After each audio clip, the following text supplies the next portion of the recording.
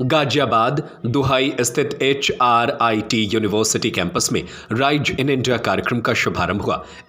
इसमें doctor SP Singh Baghel केंद्रीय मंत्री ने मुख्य अतिथि के रूप में शिरकत की। कार्यक्रम का शुभारंभ फीता काटकर एवं दीप प्रज्वलित करके किया गया। इसके बाद केंद्रीय मंत्री ने वहां एग्जीबिशन का मुआयना किया और वहां लगे हुए स्टॉलों से जानकारी ली और उनका मनोबल बढ़ाया। मीडिया से वार्ता करते हुए केंद्रीय मंत्री ने कहा कि यह विश्वविद्यालय अपने में परिपूर्ण है। यहां हर प्रकार के कोर्स विद्यार्थियों द्वारा किए जा रहे हैं। आज के कार्यक्रम के बारे में बताते हुए उन्होंने कहा कि यह कार्यक्रम सरकार की योजनाओं के बारे में, भविष्य में आने वाले उत्पादों के बारे में, MSME कंपनियों के बारे में और अन्य अनेक विषयों पर छात्रों को जानकारी देने के लिए यह राइज इन इंडिया कार्यक्रम रखा गया है। भारत का निवासी जहां भी निवास करता है वहां पर अपना मतदाता बन सकता है। योगी जी उन लोगों की तरह नहीं है जिनके लिए अखिलेश यादव, राहुल, ममता बनर्जी वकालत कर रहे हैं। रोहिंग्या के लिए, बांग्लादेशी के लिए तो यह लोग जो विदेशी घुसपैठिए हैं, चाहे उनका धर्म कुछ भी हो, मैं उस पर नहीं जाता हूं। उनको भारत का नागरिक बनाते हुए मतदाता बनाना चाहते हैं। इसके 3 प्रभाव पड़ेंगे। एक तो आंतरिक सुरक्षा को खतरा हमेशा के लिए रहेगा और दूसरा डेमोक्रेसी प्रभावित होती है बोगस मतदाताओं से, और तीसरा सामाजिक सद्भाव भी बिगड़ता है। उन्होंने कहा कि अखिलेश ट्वीट कर देते हैं, पर आप लोग मेरे से पूछते हो एक बार करहल से इलेक्शन क्या लड़ लिया, आप लोग मेरे से ही काउंटर करते हो। तो यह लोग मुस्लिम वोटों के ध्रुवीकरण, तुष्टीकरण और एकत्रीकरण के लिए प्रो मुस्लिम बयान आए दिन देते रहते हैं। SIR को लेकर उन्होंने कहा कि इस मुद्दे को लेकर हमने बिहार का चुनाव लड़ा, महत्वपूर्ण चुनाव था।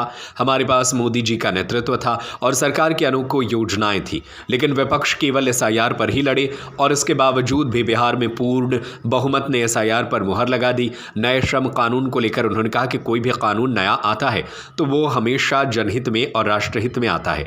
साथ ही आज भारत के मुख्य न्यायाधीश के शपथ पत्र कार्यक्रम में शिरकत करते हुए उन्हें बधाई दी।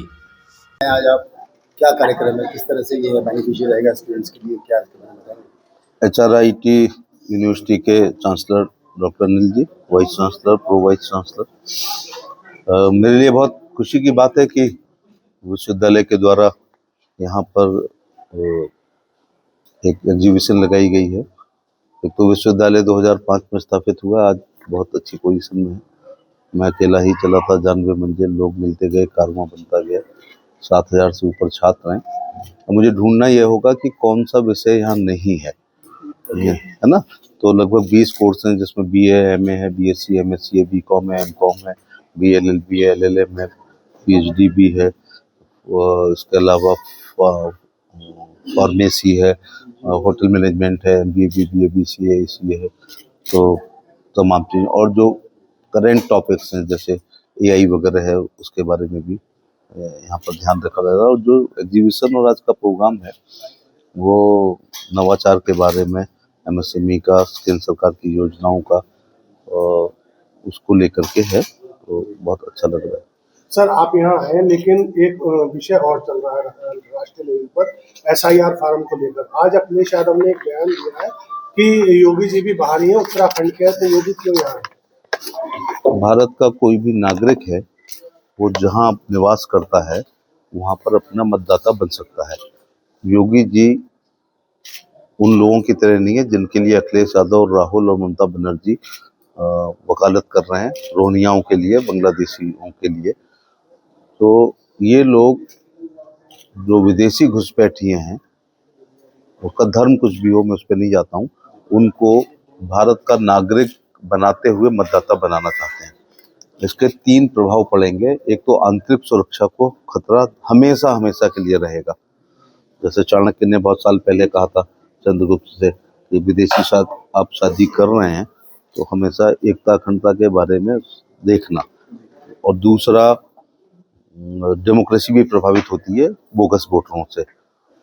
और तीसरा, सामाजिक सद्भाव भी बिगड़ता है। तो अखिलेश ट्वीट कर देते हैं, फिर आप लोग मेरे से ही पूछते हो करहल इलेक्शन क्या लड़ लिया, तो उनका काउंटर मेरे से ही लेते हैं।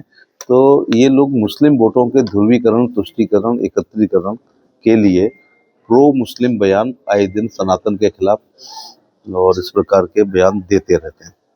सर, SIR के मुद्दे को लेके बिहार का चुनाव हुआ और देश का बड़ा महत्वपूर्ण चुनाव था। हमारे पास तो केंद्र सरकार की योजनाएं थी, राज्य की योजनाएं थी, मोदी जी का व्यक्तित्व कर्तव्य था, नीतीश जी का सुशासन था, लेकिन वो केवल एसआईआर पर ही लड़े और बिहार में पूर्ण बहुमत ने एसआईआर पर मोहर लगा दी है कि वो जरूरी है।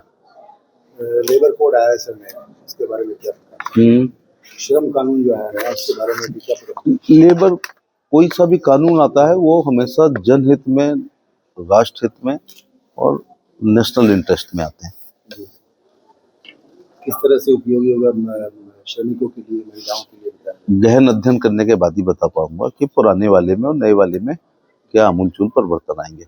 लेकिन आज भारत के मुख्य न्यायाधीश माननीय सुप्रीम कोर्ट की ओथ हुई है, उनको बधाई देना चाह रहा हूँ। मैं MOS लॉ एंड जस्टिस भी रह चुका हूँ। यहाँ आने से पहले मैं शपथ समारोह में ही था। Thank you.